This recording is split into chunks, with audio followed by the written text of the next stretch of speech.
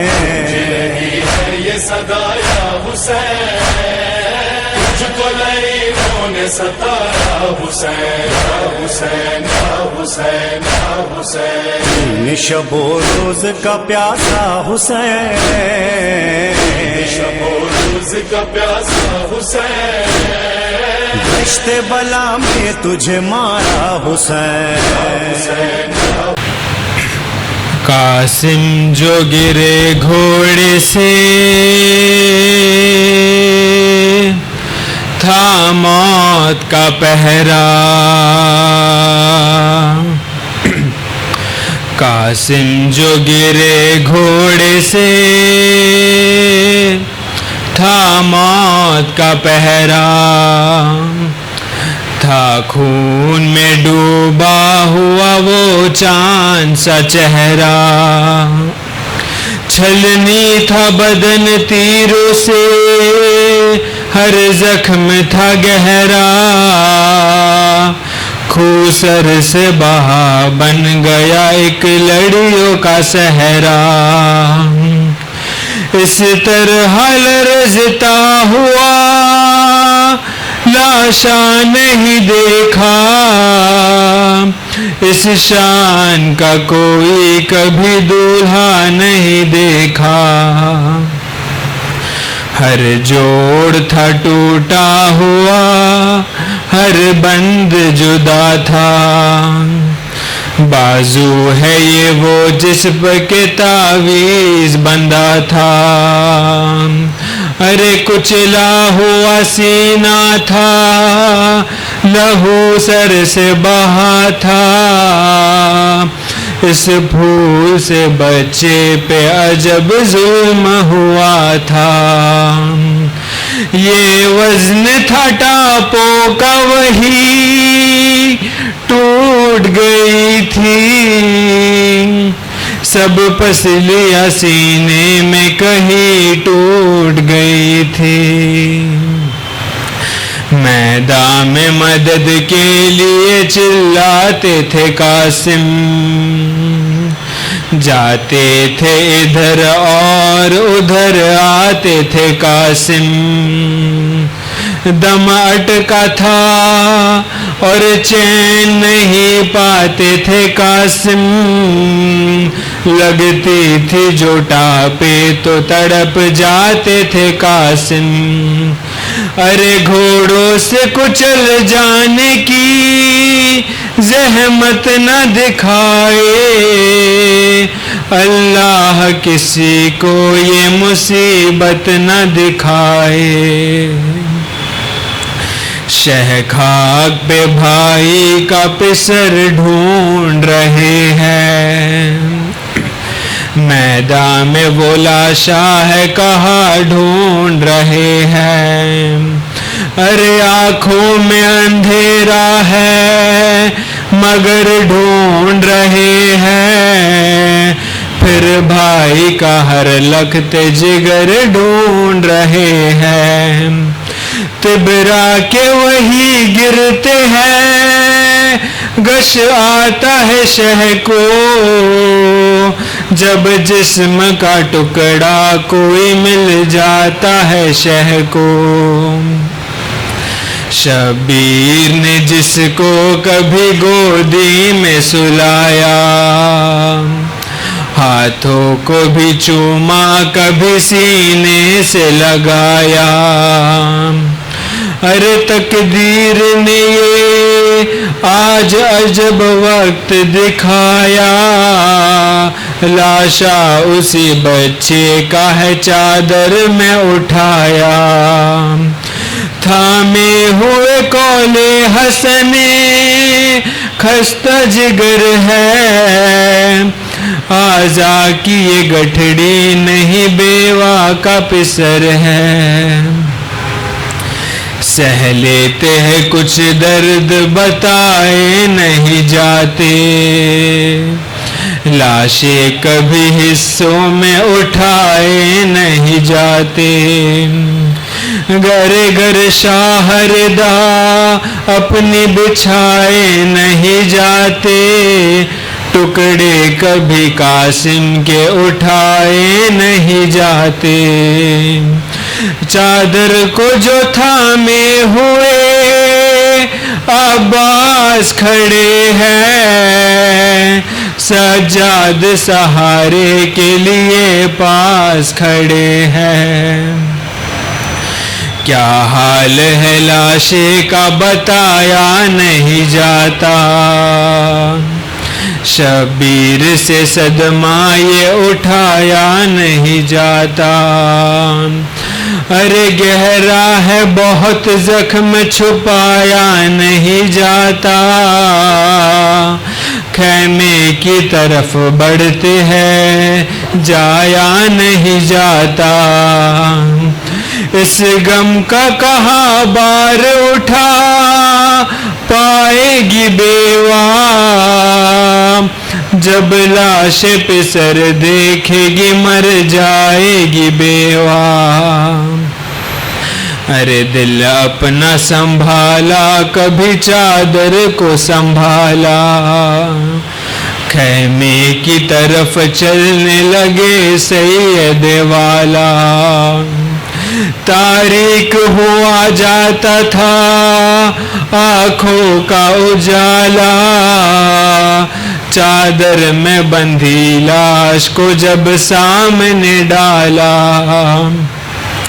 فروا نے یہ پوچھا کہ کہا لال میرا ہے, دل ہلتا ہے بتلائیے اس گٹھڑی میں کیا ہے.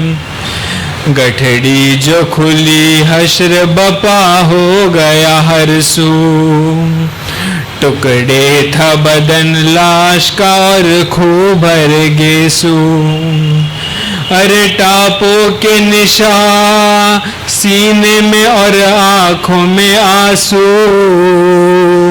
کہنے لگا آہستہ سے زہرا کا وہ محروم. یہ دیکھیے جو ایک تنے صد پاش ہے بھابی, پہچانیے قاسم کی یہی لاش ہے بھابی. پہچانیے قاسم کی یہی لاش ہے بھابی. ماں گر گئی ماں گر گئی یہ دیکھ کے تبرا کے زمیں پر, محشر سے بھی پہلے تھا وہاں خیمے میں محشر. ارے فروا کو سنبھالے رہی خود زینب مضطر, شبیر کی آنکھوں میں کمر پھر گیا منظر.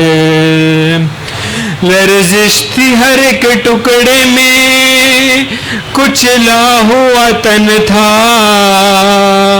ارے لرزش تھی ہر ایک ٹکڑے میں کچلا ہوا تن تھا.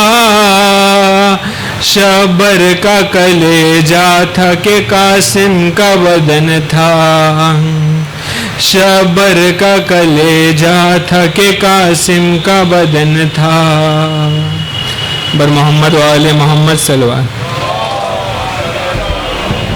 بسم اللہ الرحمن الرحیم. الحمد للہ الذی ہدانا لہذا وما کننا لنہتدی لولا ان ہدانا اللہ. لقد جاءت رسل ربنا بالحق. الصلاة والسلام والتحیۃ والاکرام على النبی الأمی القرشی المکی المدنی الہاشمی الابتہی الرسول المصدق المحمود الأحمد أبي القاسم محمد صلی اللہ محمد.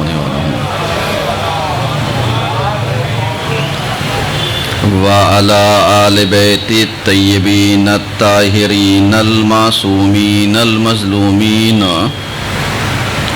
ولعنة الله على أعدائهم أجمعين من الآن إلى قيام يوم الدين. أما بعد فقد قال الله تبارك وتعالى في القرآن الحكيم وهو أصدق الصادقين وقوله الحق. بسم الله الرحمن الرحيم. قل لا أسألكم عليه أجرا إلا المودة في القربى. صلوات پڑھیے محمد وعلى محمد.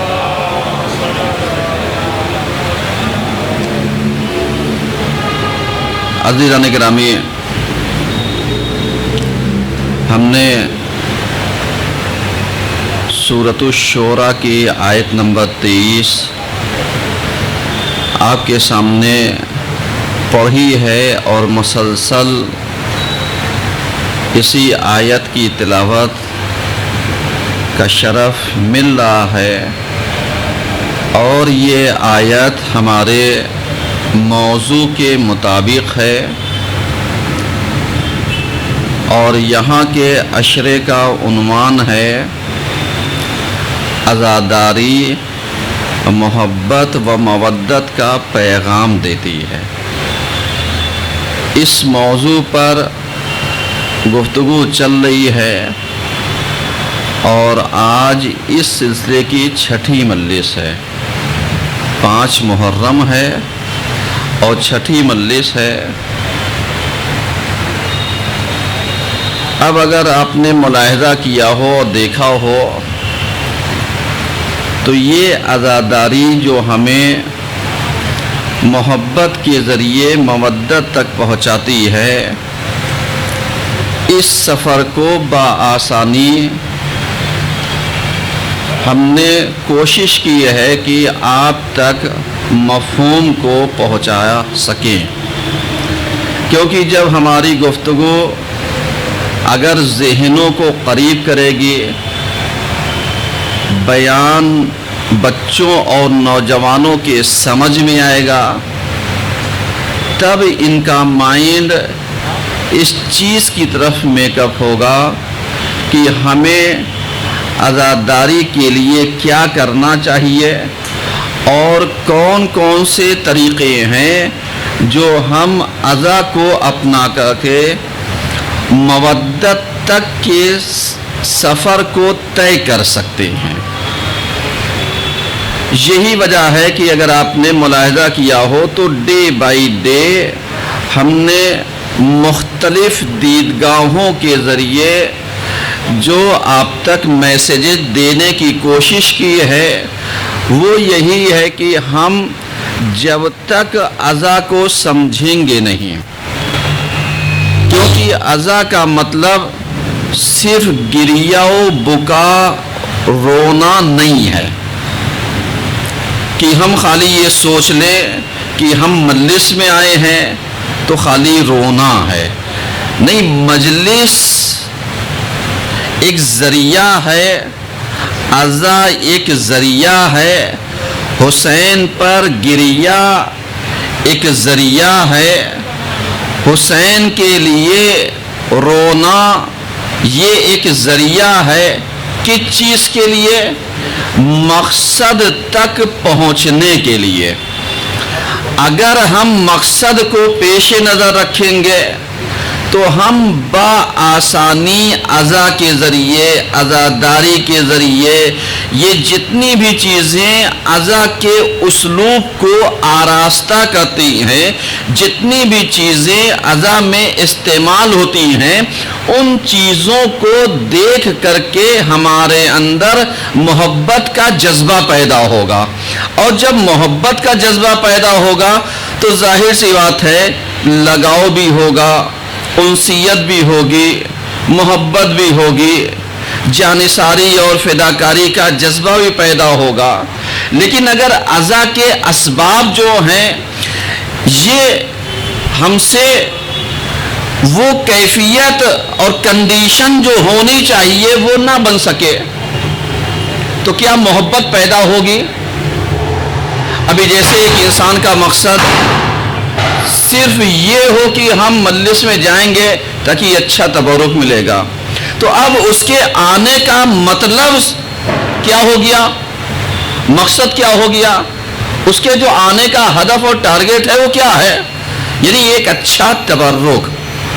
ایک انسان وہ ہے کہ جو عزا میں آتا اس لیے ہے تاکہ جو باتیں عزاداری کے ذریعے ہمیں بتائی جا رہی ہے ہم ان باتوں کے ذریعے اپنے اندر بہت ساری چیزوں کو اتار سکیں، تاکہ جو محبت والہانہ ہمارے دلوں میں پوشیدہ ہے، جو چھپی ہوئی ہے، وہ باہر نکلے، تو جب بھی نکلے تو کہیں پر عشق حسین بن جائے، کہیں پر صبر حسین بن جائے، کہیں پر کردار حسین بن جائے۔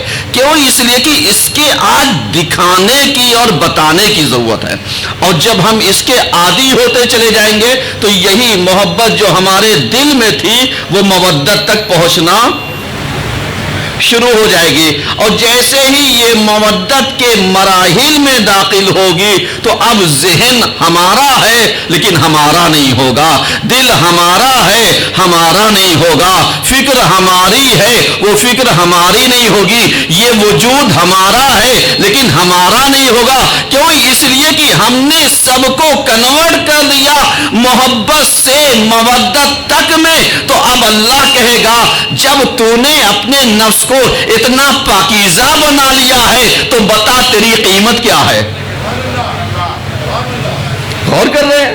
اللہ یہی پوچھے گا جب تو نے اپنے نفس کو اتنا پاکیزہ بنا لیا ہے، اتنا اچھا بنا لیا ہے، تو اب بتا تیری قیمت کیا ہے۔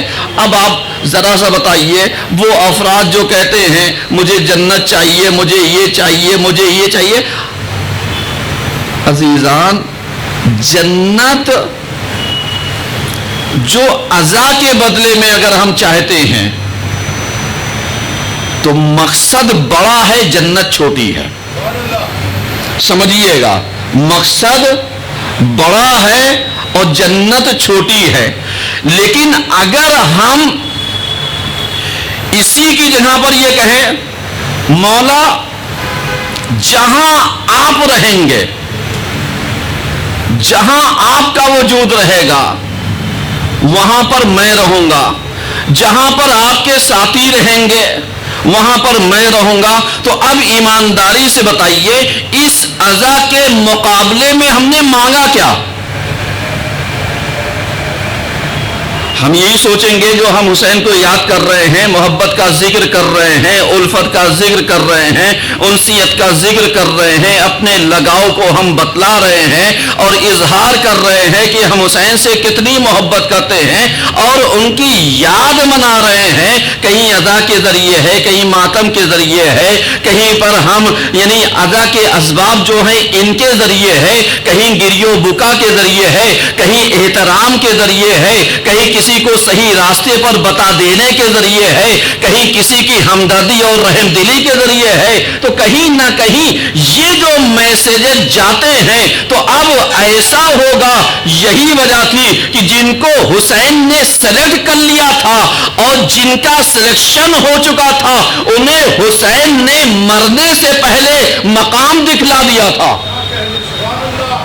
سمجھیے گا، انہیں شہادت سے پہلے مقام دکھلا دیا، تاکہ حسین بتانا چاہتے ہیں کہ جس جنت کو تم حاصل کرنا چاہتے ہو ہم اس مقام کو پہلے دکھا دے رہے ہیں، تاکہ تمہیں پتا ہونی چاہیے کہ تمہاری جنت میں اور اوروں کی جنت میں بہت فرق ہے۔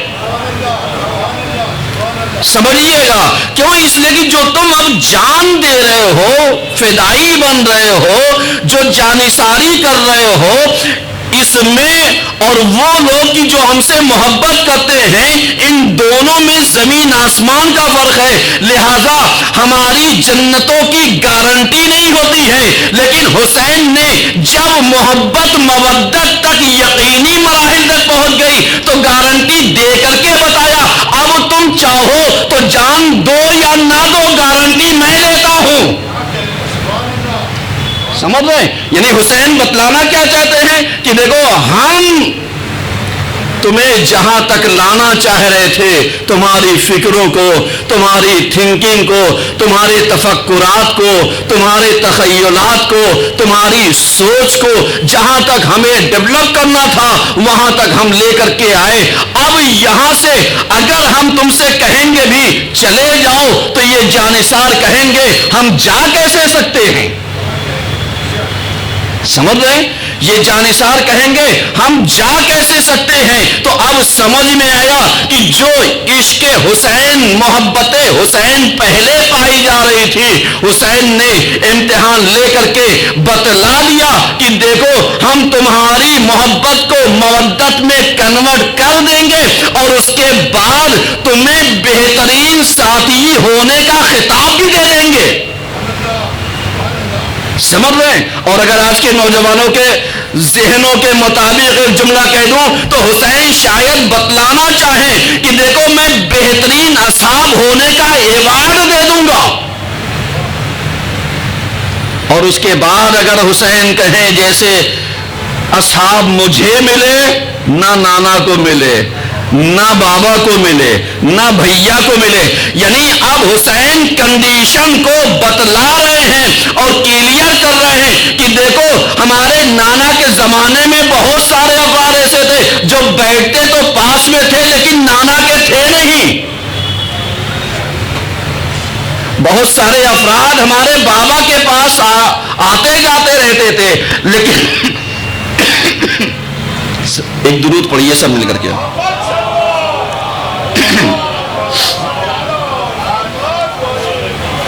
امام بتلانا چاہ رہے ہیں کہ دیکھو ہم تمہیں بتا رہے ہیں جو ہمارے بابا کے ساتھ تھے بہت سارے وفادار نہیں تھے، اگر وفادار ہوتے تو جنگ صفین میں 33-34 ہزار کا لشکر چھوڑ کے بھاگ نہ جاتا، سمجھیے گا۔ اور اس کے بعد اپنے بھیا کے اصحاب کو بتا رہے ہیں کہ اگر یہ وفادار ہوتے تو کبھی بھی ہمارے بھائی کے ساتھ بے وفائی نہ کرتے، یعنی حسین بتلانا چاہتے ہیں کہ اے میرے عزیزوں تم ذرا سا دیکھو ہم تمہیں پہچانوا رہے ہیں کہ محبت اور ہوتی ہے، مودت اور ہوتی ہے۔ محبت کرنے والے بھٹک سکتے ہیں لیکن مودت کرنے والے گمراہ نہیں ہو سکتے۔ ایک صلوات پڑھیے سب مل کر کے۔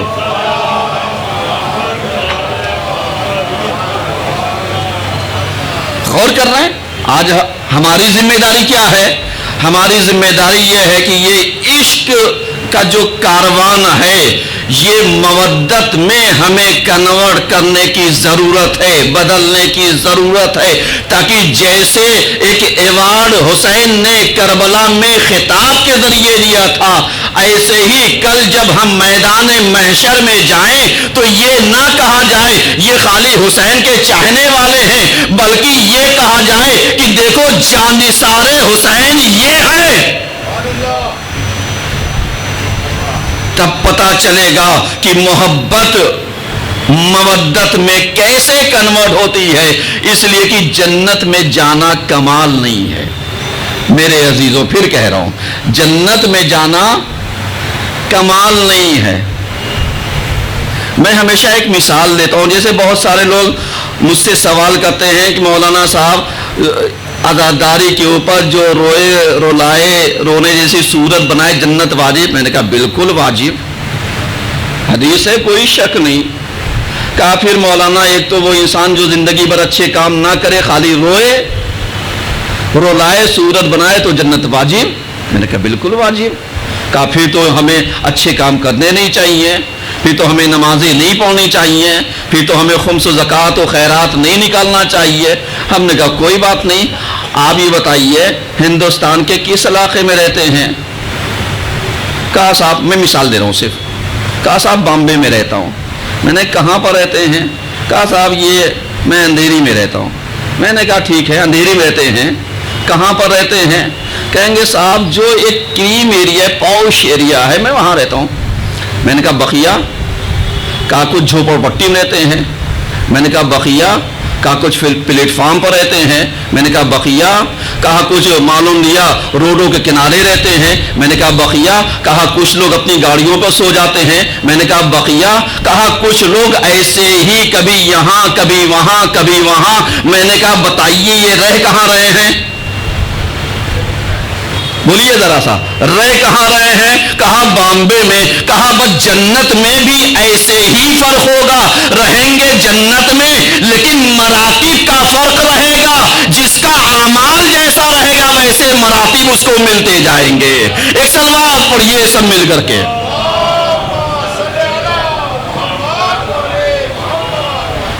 سمجھ رہے ہیں؟ اب آئیے میں ان مراحل کی طرف بڑھنا چاہتا ہوں جو اور گفتگو ہے۔ یہ نوجوان ہمارے بچے یوتھ موجود ہیں، کبھی کبھی ایسا ہوتا ہے کہ ہر انسان آج کے زمانے میں ڈیجیٹل بننا چاہتا ہے، صحیح ہے نا؟ اسمارٹ، ایڈوانس، وہ چاہتا ہے ہماری لائف جو ہے وہ ڈیجیٹل لائف ہو جائے، ایڈوانس بن جائے، بہت اچھی زندگی، سب سے الگ تھلگ۔ میں ایک سوال کرتا ہوں، ڈیجیٹل لائف کسے کہتے ہیں؟ آج کے زمانے میں اگر انسان سے ایک سوال کر لیجئے، صاحب ڈیجیٹل لائف کا مطلب کیا ہوتا ہے؟ کہیں گے صاحب جو تمام لوازمات کے ذریعے جتنی بھی ٹیکنالوجیاں ایڈوانس ہے سب اس کے پاس پائی جائے اور بہترین اسباب کے ساتھ، کہیں گے صاحب میں بہت سب سے الگ ہوں کیونکہ میری لائف جو ہے بہت بزی لائف ہے اور ہر وقت میرا جو ہے وہ یہی بتا رہا ہے کہ صاحب میں سب سے الگ ہوں، ڈیجیٹل ہو چکا ہوں۔ آپ ڈیجیٹل بننے کے لیے کرتے کیا ہیں؟ ایک سوال ہے۔ دیکھیے میں نوجوانوں کی زبان میں تھوڑی سی باتیں یعنی عنوان ذہن میں رکھیے گا۔ عنوان کیا ہے؟ عزاداری، محبت اور مودت کا کیا ہے؟ پیغام دیتی ہے۔ ذہن میں رکھیے گا، گفتگو سمجھ میں آئے گی۔ آپ ایڈوانس بننے کے لیے آپ کیا کرتے ہیں؟ کہیں گے صاحب ہم سوشل میڈیا کے اوپر ہر وقت اویلیبل رہتے ہیں، ایکٹیو۔ ہم نے کہا صاحب آپ بتائیے زیادہ تر وقت آپ کا کس میں گزرتا ہے؟ کہا صاحب مولانا صاحب آج کے زمانے میں ایڈوانس دور میں کس کے پاس وقت ہے؟ بس ایک ریل جو ہے ہم 20 سیکنڈ کی ریل دیکھتے ہیں اور کیا کر دیتے ہیں؟ آگے بڑھا دیتے ہیں۔ بچوں سے پوچھئے ذرا سا، یہ جب ریل دیکھتے ہوں گے تو کیا کرتے ہیں؟ جو پسند آئی اسے دیکھا، نہیں پسند آئی تو اسے کیا کر دیا؟ آگے بڑھا دیا، اگنور کر دیا اسے۔ اب ان سے پوچھئے یہ جس ایڈوانس لائف میں یہ آنا چاہتے ہیں تو سب سے پہلا سسٹم کیا ہے؟ فالو۔ صحیح ہے؟ یعنی ہم کیا کرتے ہیں؟ ہم فالو کرتے ہیں۔ میں آپ سے سوال کرتا ہوں، یہ محرم میں آپ فالو کس کو کرتے ہیں؟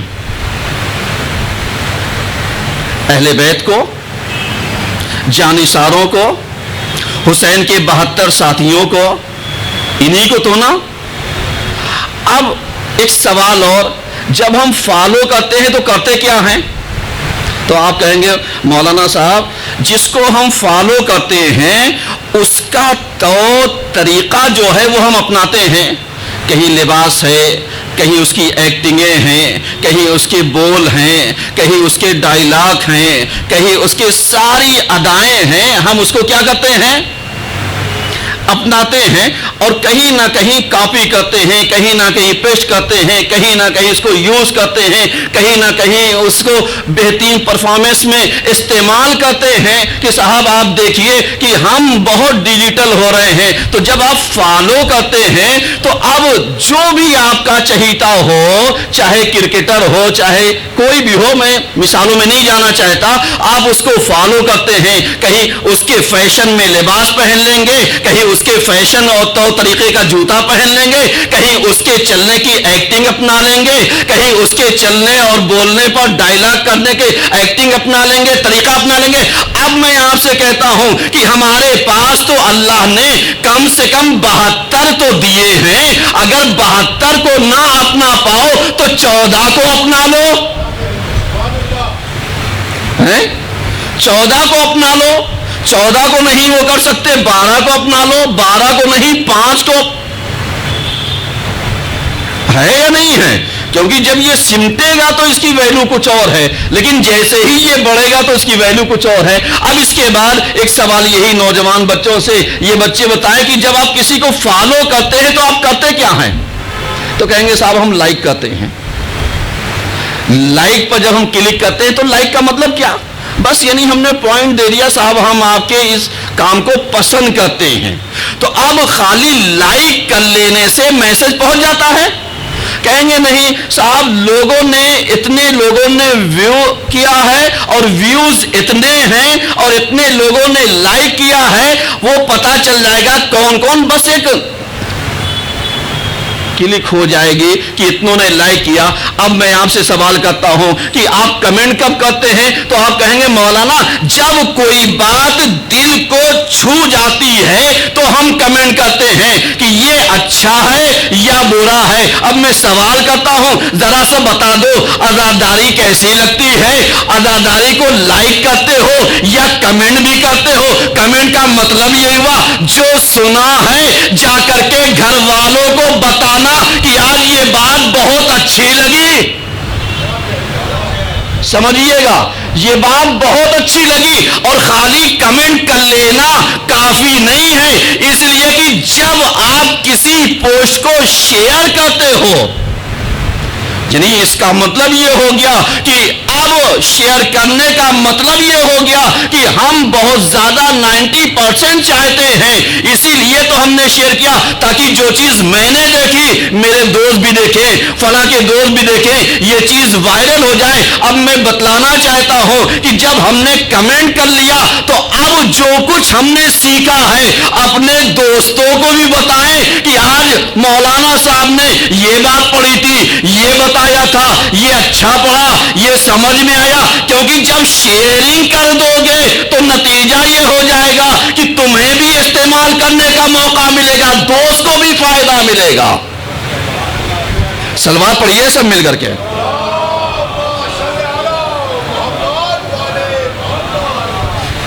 سمجھ رہے ہیں؟ اور اس کے بعد ہم کیا کرتے ہیں؟ جب کوئی پوسٹ ہماری وائرل ہو جائے، دیکھیے آج میں تھوڑا سا نوجوانوں کی زبان استعمال کرنا چاہتا ہوں تاکہ ان کی جو ڈیجیٹل لائف ہے اس کو بھی تھوڑا تھوڑا ان کو سمجھایا جائے کہ دیکھیں خالی آپ کی زبان نہیں، کبھی کبھی طریقوں کو استعمال کر دیا جاتا ہے، بدل دیا جاتا ہے تاکہ میسیجز دور تک جائے۔ وائرل کسے کہتے ہیں؟ آپ کہیں گے مولانا کسی پوسٹ کو جب بہت زیادہ لوگوں تک پہنچ جائے اور لوگ اس کو دیکھنے لگے، کمنٹ کرنے لگے، یہ کرنے لگے تو وہ چیز ہو گئی وائرل۔ کتنا ٹائم لگتا ہے؟ کہیں گے مولانا کبھی 5 سیکنڈ لگتا ہے، کبھی معاملے سالوں لگ جائے گا، کوئی پوسٹ وائرل نہیں ہوگی، اور کبھی کبھی 2-4 منٹ میں بھی وائرل ہو سکتی ہے۔ تو میں نے کہا یہ وائرل ہونے کی خصوصیات کیا ہے؟ کہا صاحب کوئی پوسٹ اس وقت وائرل ہوتی ہے جو ہمارے دل کو ٹچ کرتے ہوئے نکل جائے، سمجھ رہے ہیں؟ دل کو ٹچ کرتے ہوئے نکل جائے تو اسے کہتے ہیں وائرل۔ میں اچھائی کی طرف جا رہا ہوں، بقیہ وائرل تو انسان کبھی کبھی برائیوں میں بھی ہو جاتا ہے، لیکن ہمارے مذہب میں جو چیزیں بتلائی گئی ہیں وہ یہی کہا گیا ہے کہ اگر پھیلانا ہے تو اچھائیوں کو عام کرو، برائیوں کو بڑھاوا نہ دینا۔ تو اب سمجھ میں آیا، وائرل کرنا ہے تو میسج جو حسین کا ہے اس کو وائرل کرتے جاؤ، جو برائیاں ہیں اس کو دباتے چلے جاؤ، اس لیے کہ جب اچھائیوں کو عام کرتے جاؤ گے برائیاں ختم ہوتی چلی جائیں گی۔ ایک سلوات پڑھیے سب مل کر کے۔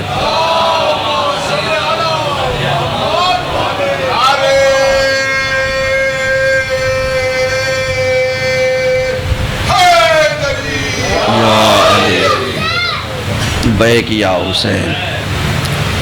समझ रहे हैं? अब यहां पर जब हमने शेयर कर दिया तो वो चीज हो गई वायरल। अब यही जो डिजिटल लाइफ जीना चाहते हैं, मेरा एक सवाल है कि अगर आपके स्मार्टफोन की बैटरी डिस्चार्ज हो जाए तो अब आप बताइए, एडवांस हैं, कोई पैगाम पहुंचा सकते हैं, कोई मैसेज पहुंचा सकते हैं।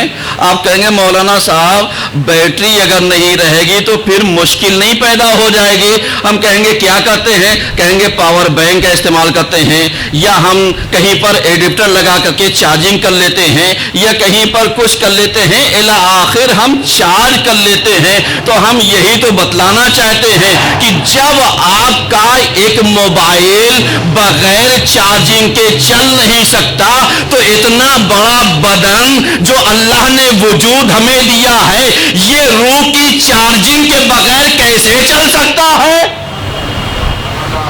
समझ रहे? तो अब हमें जरूरत है कि जैसे हम बैटरी चार्ज करते हैं वैसे ही रूह को भी डेली चार्ज करना पड़ेगा। अब रूह कैसे चार्ज होगी? अल्लाह का इकरार करते चले जाओ, नबी का कलमा पढ़ते चले जाओ, अली की विलायत का इकरार करते चले जाओ, नेमतें मिलती जाए शुक्र करते चले जाओ, वक्त हो जाए तो नमाज पढ़ते चले जाओ, गरीब मिल जाए तो मदद करते चले जाओ, भटका हुआ मिल जाए तो रास्ता बताते चले जाओ। समझ रहे? ये सब रास्ते वो हैं जो हमारी रूहानियात को चार्ज करते रहते हैं, और जब ये चार्जिंग होती जाएगी तो अब कोई हमें हुसैनी बनने से रोक नहीं सकता है। एक सलवात पर ये सब मिल करके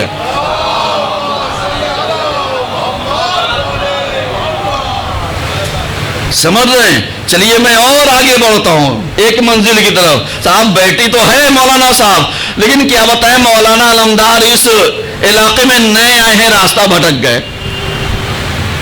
आए थे साहब सिविल क्लास में मजलिस पढ़ने के लिए, और उसके बाद ये इधर उधर निकल गए और ऑटो वाले ने खूब टहलाया और उसके बाद ला करके खड़ा कर दिया। पता चला साहब ये तो हम ऐसे ही घूम करके यहाँ आ जाते।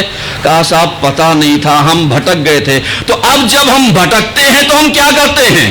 आप कहेंगे साहब ये हम अपने जीपीएस को क्या कर देते हैं, ऑन कर लेते हैं। कहा बस जीपीएस का काम क्या है? कहा वो हमें यही तो बताता है कि हमें जाना कहां है और हमारी मंजिल से दूरी कितनी है।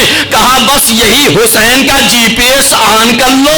ये जितने गुनाहों से भटके हैं, राहों से भटके हैं, दीन से भटके हैं, अज़ा से भटके हैं, वो जीपीएस हुसैन का ऑन कर लेंगे, कहीं पर रहे हुसैन के मुस्तशफा में आ जाएंगे। जन्नत जाना चाहे जन्नत पहुंच जाएंगे, करबला जाना चाहे एक सलवात पर ये सब मिल करके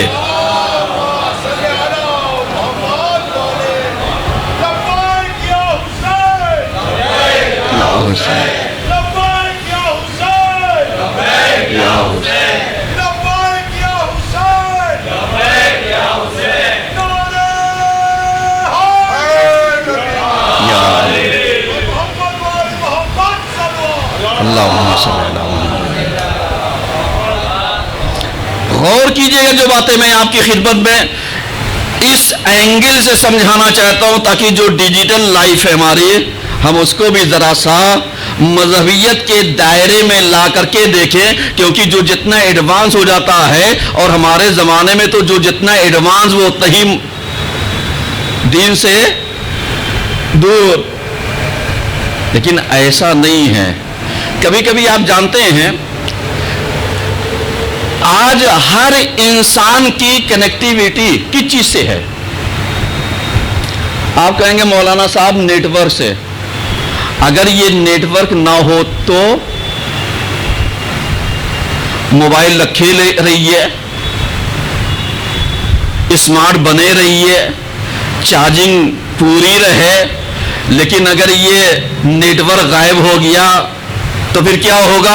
کہیں گے صاحب کچھ نہیں ہو سکتا مولانا صاحب، یہ فون تو ہے، ایڈوانس بنے تو ہیں، لیکن یہ ہمیں ڈبہ دکھائی دے رہا ہے، ہم کسی کو میسج بھیجنا چاہے تو بھیج نہیں سکتے، کوئی کال کرنا چاہے تو کر نہیں سکتا، کوئی ہم سے کنیکٹ ہونا چاہے تو کنیکٹ نہیں ہو سکتا۔ ہم نے کہا بس جب آپ بھول جاتے ہیں، آپ کیا نیٹ ورک نہیں آتا ہے تو آپ کیا کرتے ہیں؟ کہا مولانا صاحب ہم وائی فائی کا استعمال کرتے ہیں۔ کہا بس وائی فائی کس لیے ہوتا ہے؟ کہا نیٹ ورک آئے یا نہ آئے یہ ہمارے موبائل کو کنیکٹ کر دیتا ہے، اب جو تار ٹوٹا تھا وہ دوبارہ کنیکٹ ہو گیا۔ بس یہی تو بتلانا چاہتا ہوں، دنیا سے چاہے جتنا بھٹک جانا، اہل بیت کے وائی فائی سے کنیکٹ ہو جانا۔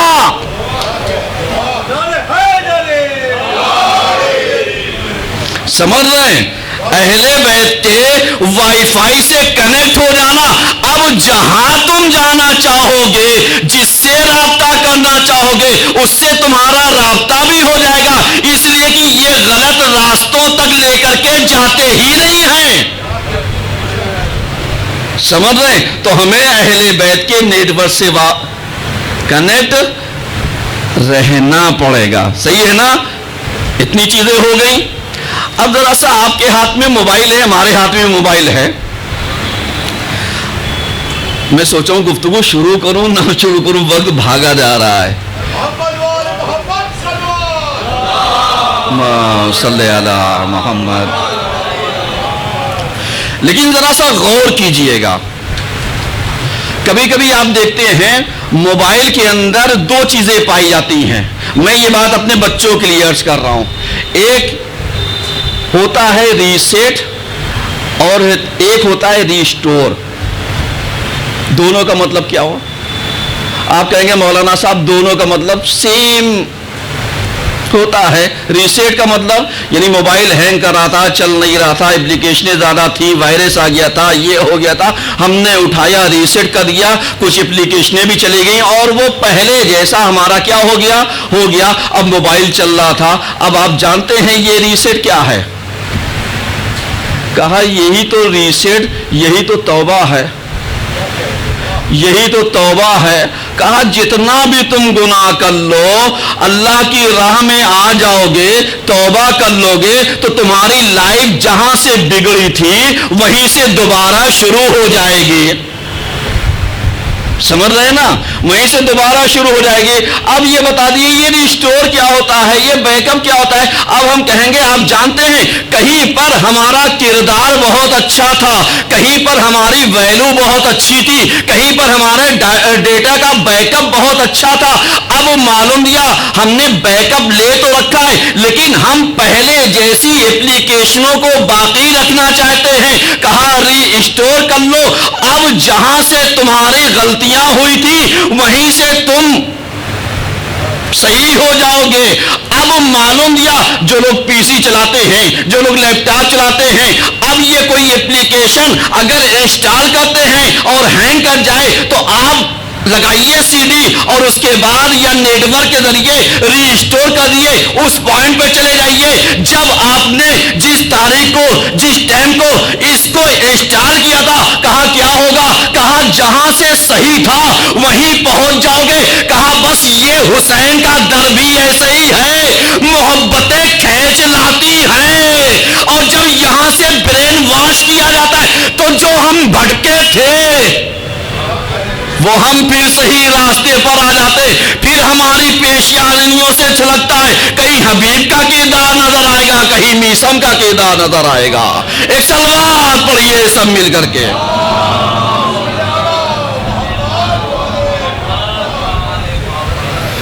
غور کر رہے ہیں آپ؟ یہ ساری چیزیں کیا ہیں؟ یہ ساری چیزیں ہمیں بتاتی ہیں کہ عزاداری کے ذریعے ہم محبت کو مودت میں کیسے کنورٹ کر سکتے ہیں۔ ایسے کنورٹ کیجئے کہ ایک ایک باتوں کو غور کیجئے۔ اور کبھی آپ نے دیکھا ہوگا کہ اسی موبائل میں، بقیہ باتیں میں آج چھوڑ دیتا ہوں کل پڑھوں گا، سمجھ رہے؟ اسی موبائل میں آپ نے دیکھا ہوگا ایڈوانس سیٹنگ ہوتی ہے، صحیح نا؟ ایک جنرل سیٹنگ ہوتی ہے اور ایک ایڈوانس، یہ ایڈوانس فیچرز ہوتے ہیں۔ سمجھ رہے ہیں؟ یہ جو فیچرز پائے جاتے ہیں، کہا کس لیے؟ کہا اب آپ کو ایسے نہیں ملے گی، کہا آپ جائیے سیٹنگ پر جائیے، اس کے بعد اس کو 7 مرتبہ 2 مرتبہ 5 مرتبہ جیسے آپ کو جو سیٹنگ آن کرنی ہو اس کو جا کر کے بلڈ پہ کلک کیجئے، 1 بار 2 بار 3 بار 4 بار. اب جو یہ فیچرز ایڈوانس تھے، انفارمیشن ایڈوانس تھی، یہ اوپن ہو جائے گی. اب اس کا مطلب جانتے ہیں، کبھی ہماری لائف جنرل چلتی رہتی ہے جس سے فائدہ سبھی اٹھاتے ہیں، کبھی تقویٰ جو ہماری لائف کو بدلتا ہے، کبھی ہم جب نماز شب میں کھڑے ہوتے ہیں اللہ سے کہتے ہیں یہ مشکل دور، رحمت کا دروازہ کھل گیا.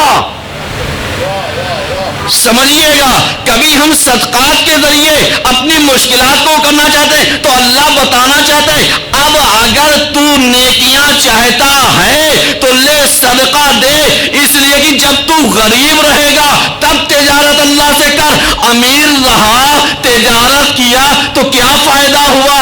اس لیے کہ انسانوں کا مزاج تو یہ ہوتا ہے،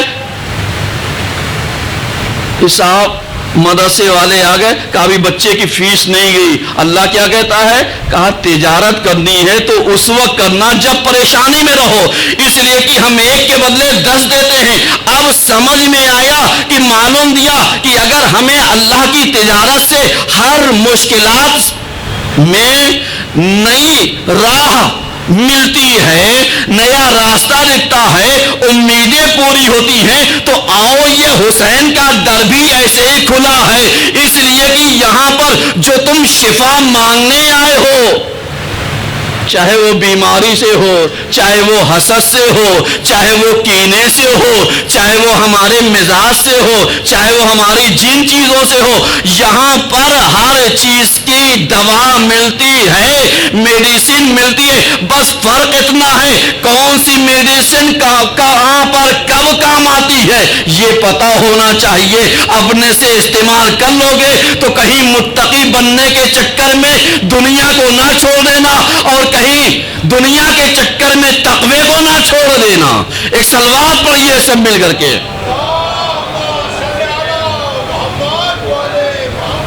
بس میں نے سمیٹ دیا، بقیہ باتیں کل عرض کروں گا، وقت میرے پاس کم ہے. آج کیا تاریخ ہے؟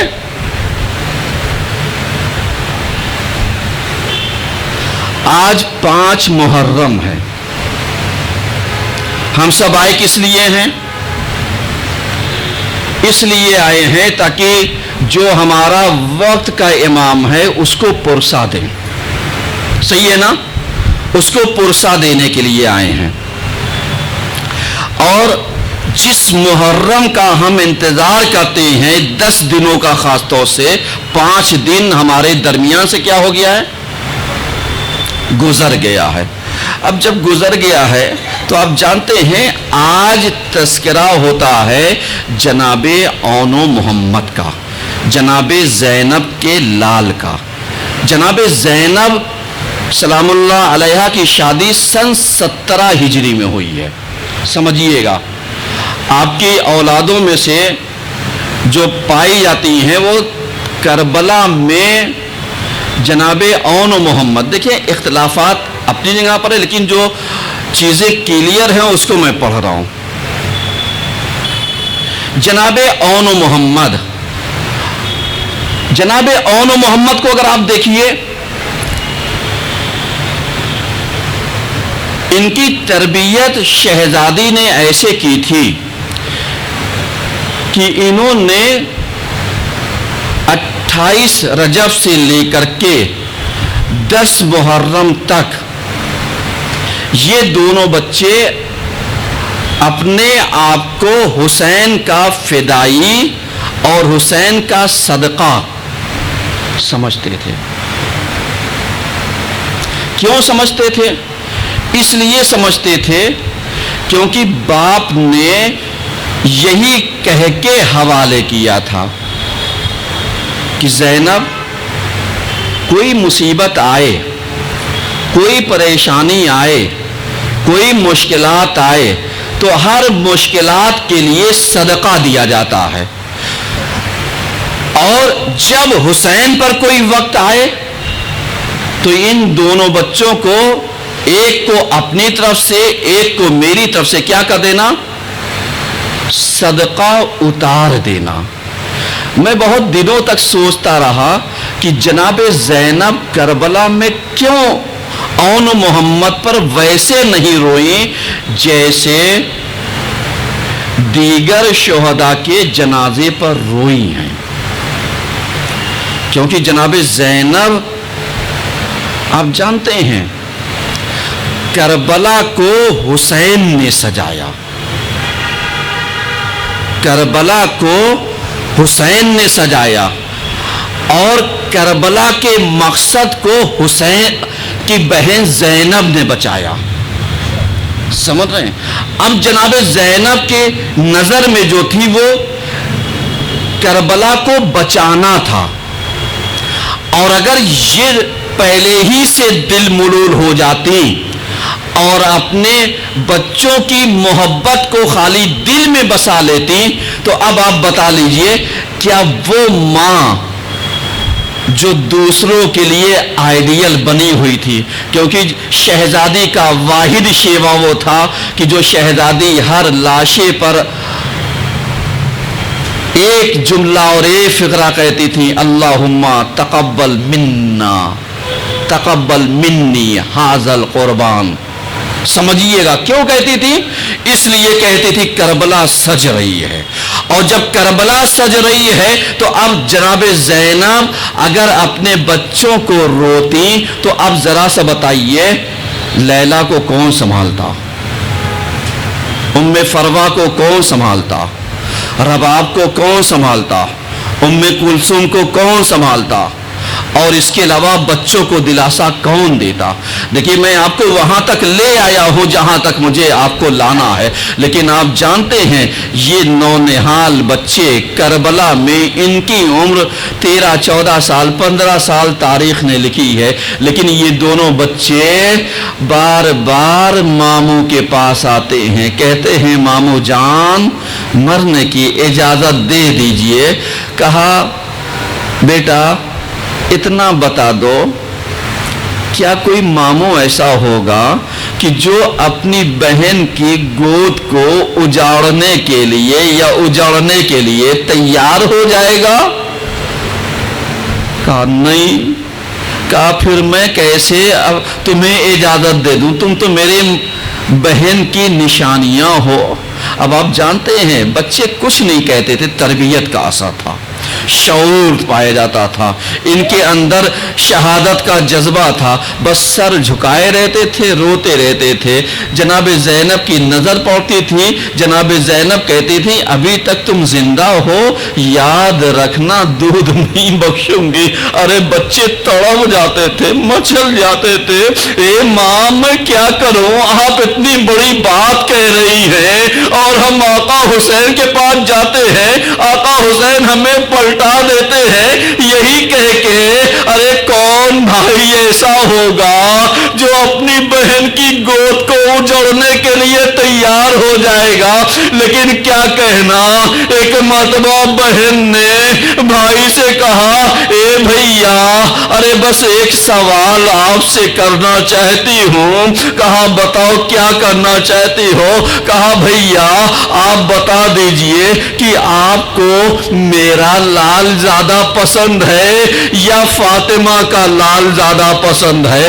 آپ کو کی نظر میں میرے بیٹے کی اہمیت زیادہ ہے یا فاطمہ کی بیٹے کی اہمیت زیادہ ہے؟ ایک مرتبہ حسین سمجھ گئے ارے بہن کہنا کیا چاہتی ہے؟ کہا یقیناً فاطمہ کے بیٹے کی اہمیت زیادہ ہے۔ کہا فاطمہ کا بیٹا کون ہے؟ نرغے آدھا میں بھیا ابھی تو گھرے ہوئے ہیں، اور آپ جانتے ہیں عبداللہ نے یہی تو کہا تھا اے زینب ارے جب حسین پر کوئی مصیبت آئے، ارے جب حسین پر کوئی مشکل آئے تو ان کو صدقہ اتار دینا۔ اب سمجھ میں آیا ارے زینب نے گریہ کیوں نہیں کیا، اس لیے کہ جو صدقہ اتار دیا جاتا ہے، اس کے اوپر گریہ نہیں کیا جاتا. لیکن کیا کہنا، ارے ان شہزادوں کو حسین نے رخصت کر دیا، عباس نے رخصت کر دیا، یہ نونہال ارے عبداللہ کے بیٹے جعفر طیار کے پوتے ارے لڑتے جاتے ہیں اور کہتے جاتے ہیں اے بھیا ادھر سے حملہ تم کرو، دوسرا کہتا ہے بھیا ادھر سے حملہ ہم کرتے ہیں، اور فوجوں کو چیرتے ہوئے چلے جاتے ہیں. ایک مرتبہ پسرے ساتھ کہتا ہے ارے یہ جعفر طیار کے پوتے ہیں، علی کے نواسے ہیں، ان کے درمیان جدائی کر دو. ارے جیسے ہی جدائی کی، بھائی نے بھائی کو نہیں دیکھا. ایک مرتبہ ایک بھائی زمین پر آیا، دوسری جگہ دوسرا بھائی زمین پر آیا. ایک مرتبہ آواز دی اے آقا، اے مامو جان میرا سلام قبول کیجئے. اب آپ جانتے ہیں ایک مرتبہ ارے ان لاشوں کو جناب زینب کے بیٹوں کو عباس اور حسین لے کر کے آئے، لانے کے بعد ارے خیموں کے باہر رکھ دیا. ساری بیویوں نے گریہ کیا. ایک مرتبہ ارے بیویوں نے یہی کہا ان کی ماں کہاں ہے، آؤ زینب ارے دیکھو تمہارے نونہال آئے ہیں. اے زینب ارے آؤ دیکھو، اس لیے کہ تمہارے بچے آئے ہیں، گریہ نہیں کرنا. اب کیا تھا، ارے زینب آئی نہیں، فضا کو بھیجا گیا. ایک مرتبہ زینب ارے خیمے میں سجدے کی حالت میں تھی. ایک مرتبہ کہہ رہی تھی اے پروردگارا اللہم تقبل منی ھذا القربان، ارے یہ قربانی کو قبول کر لینا. ارے یہ نونہالوں پر رونے والا کوئی نہیں تھا. ہم نے دیکھا 11 محرم کو بھی کوئی رویا نہیں ان بچوں پر. زینب خاص طور پر نہیں روئی، شام میں زینب نہیں روئی. بس 2 جملے سن لیجئے. ایک مرتبہ یہی زینب جو ممتا سے بھری تھی، جو صبر کا پیکر تھی، جو ہمتوں کا پہاڑ تھی، جو شکیبائی کی بلندیوں پر کھڑی تھی، ارے جیسے ہی یہ اپنے گھر پہنچی، اب کیا تھا، جو پہاڑ تھا ارے وہ ڈھہ گیا. زینب جو چٹان تھی وہ پھسل گئی، ریت بن گئی. اب کیا تھا، 2 ننھے ننھے بستر نظر آئے. ارے زینب کا دل بھر آیا، اے میرے لال اون محمد، اے میرے بیٹا ارے مجھے معاف کر دینا، اس لیے کہ کربلا میں تجھ پر روتی یا زہرا کے لال پر روتی. اب جب میں یہاں آئی تو میری ممتا جاگ گئی. اے میرے بیٹا مجھے معاف کر دینا، اس لیے کہ زینب مجبور تھی. وَسَيَعْلَمُ الَّذِينَ ظَلَمُوا أَيَّ مُنقَلِبٍ يَنقَلِبُونَ